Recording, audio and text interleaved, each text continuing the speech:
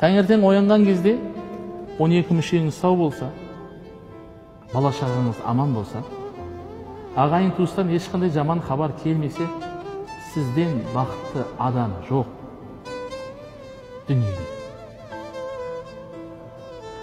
Қалғаны біреу басқа бір нәрсе сатып алыпты, біреу басқа бір көлікті мініпті, біреудің қызметі жоғарылапты, барлығы уақытша өтетін дүние. Демек, бұл біздің дүниеге қызықпау деген сол. Сізге ешкім үй салма деп атқан жоқ, бұдан бұндай мағына шықпасын. Мына отырып, дүниені жамандап отыр, дүние жинамаңдар, жұмыс істемей қойыңдар деген бір нәрсені айтып отыр деген мағына емес бұл. Бұл мағына дүние сенің жүрегіңді, санаңды билеп кетпеу керек. Бар болған соны айтып отыр.